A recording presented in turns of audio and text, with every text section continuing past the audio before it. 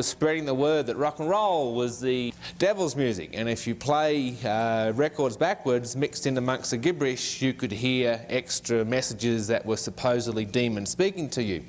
So I had a whole bunch of scared and frightened teenagers on my hands. I'm a natural skeptic, and I immediately went home that night and rewired some of my equipment to play the tapes in reverse and to show the kids the next morning, well listen, look, I play this hip backwards, there ain't nothing there. Much to my surprise, I played the record backwards and I heard a very clear and intelligent English phrase. I thought, oh my, gee whiz.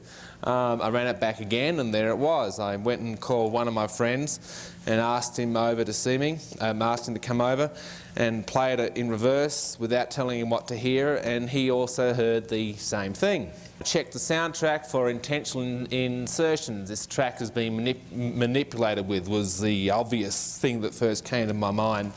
I did oscilloscope checks and some computer waveform checks and found the soundtrack to be quite pure and untainted. The next 2 or 3 months I played back the majority of my musical collection at the time, which consisted of a range of rock and roll to gospel to love songs, country and western, and found a wide cross-section of reversed messages that normally related directly to the theme of the song. If the song was about the occult, then you would find reversals about the occult. If the song was about gospel music, you would find reversals about gospel, you know, praising God. Well, it depends on the integrity of the gospel artist, of course. If it was about love, you would find reversals about love. Some very basic questions came to my mind.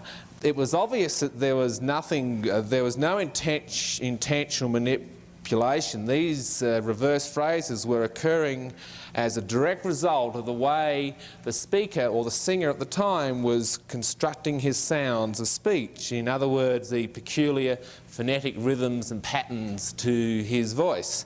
I could find no research anywhere being done into reversed soundtracks. This puzzled me somewhat. I would have thought that a phenomenon as widespread as this would have at least been looked at at some level from an academic viewpoint. About a year later, I moved on to normal human speech.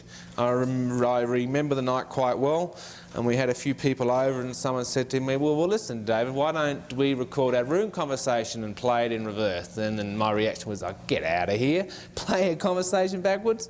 We played the room conversation in reverse, and sure enough, right mixed in amongst the gibberish about once every 30 seconds were very clear and direct, intelligent statements that were a reflection of what the speaker was thinking and feeling at the time.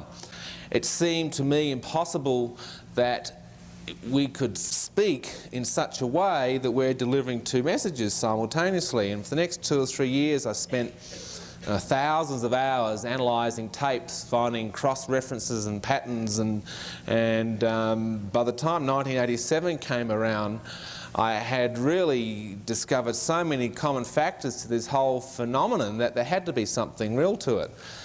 Then in beginning of 87, I remember I woke up at 3 o'clock in the morning and it was like something just clicked. And then I thought, this is another form of communication. It has to be. And I coined the phrase reverse speech and wrote the very first draft of my theory. It basically states that the process of spoken communication is twofold. As all of us are communicating with each other, we are constructing the sounds of our speech in such a way that we are delivering 2 messages simultaneously. One is coming forwards from the conscious mind, which is how I'm speaking to you now, and the other one is coming in reverse from the unconscious mind. Well, many of you have had experiences where you have been speaking to people and you, within the first 3 or 4 sentences, you get a gut feeling that there's something more than what this guy's telling you. Like he's either telling you the truth or he's telling you a lie, or there's something extra. A lot of us call that intuition. It is my contention that the existence of the reverse speech process explains many aspects of human intuition. I've conducted numerous independent blind scientific tests to independently verify the phenomena. There's just not enough time in the hour I've got here to cover that.